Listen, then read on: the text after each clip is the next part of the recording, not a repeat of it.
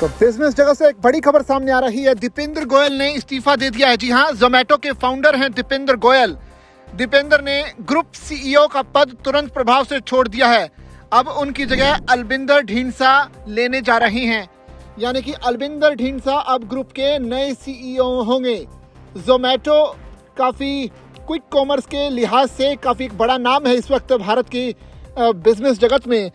उन्होंने अपना पद छोड़ दिया है। जोमेटो का जो फाउंडर है दीपेंद्र गोयल ने कंपनी में ग्रुप सीईओ के पद से इस्तीफा दे दिया है। इटरनल ने एक बड़े लीडरशिप बदलाव के तहत ये ऐलान किया है। शेयर होल्डर्स की मंजूरी मिलने पर दीपेंद्र गोयल ने पद छोड़ दिया है और अलबिंदर ढींडसा को तुरंत प्रभाव से इटरनल का नया ग्रुप सीईओ नियुक्त किया गया है। इसके साथ ही कंपनी ने मौजूदा वित्त वर्ष की तीसरी तिमाही के नतीजे भी जारी कर दिए। एक्सचेंज को दी गई फाइलिंग में इटरनल ने Q3 रिजल्ट और ग्रुप सीईओ के पद से दीपेंद्र गोयल के इस्तीफे देने की वजह भी बताई है।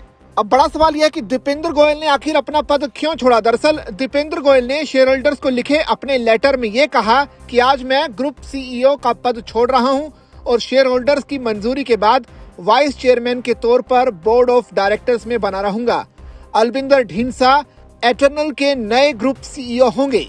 जोमेटो में ग्रुप सीईओ पद का छोड़ने का जो दीपेंद्र गोयल का फैसला है, नई चीजों को आजमाने की इच्छा से प्रेरित है, जिनमें ज्यादा रिस्क लेने की जरूरत होती है। इस फैसले से इटरनल जैसी पब्लिक कंपनी के स्ट्रक्चर के बाहर बेहतर तरीके से इसे किया जा सकता है। उनका मानना है कि इटरनल को ऐसे लीडरशिप की जरूरत है जो अपने मुख्य बिजनेस पर फोकस करे और अनुशासित रहे। आखिर नया सीईओ ग्रुप का कौन होगा, ये हमने जैसे आपको बताया, उनके बारे में थोड़ा और बताते हैं। अलबिंदर ढींडसा नया नाम निकलकर सामने आ रहे हैं, क्योंकि दीपेंद्र गोयल की जगह जोमेटो में ग्रुप सीईओ का पद संभालने वाले अलबिंदर ढींडसा, एलबी जिन्हें बोला जाता है, ऑपरेटिंग प्राथमिकताओं और बिजनेस से जुड़े फैसलों के लिए जिम्मेदार होंगे। ब्लिंकिट को खरीदने से लेकर ब्रेक इवन तक लाने में उनकी बेहतर लीडरशिप देखी गई है। वहीं ढींडसा की लीडरशिप में ब्लिंकिट टॉप प्रायोरिटी बना रहेगा। अब आखिर में बात कर लेते हैं उन नतीजों की, क्योंकि Q3 नतीजे बेहतरीन रहे हैं। तीसरी तिमाही में इटरनल का जो नेट प्रॉफिट है 73% से बढ़कर 102 करोड़ हो गया, जो कि पिछले फाइनेंशियल ईयर की इसी तिमाही के 59 करोड़ था।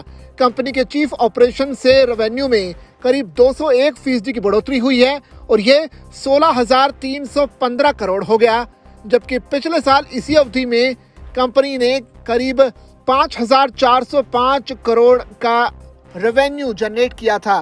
कुल मिलाकर कंपनी का जो स्ट्रक्चरल है उसमें थोड़ा बदलाव करने की कोशिश की गई है। हालांकि बोर्ड में दीपेंद्र गोयल बने रहेंगे।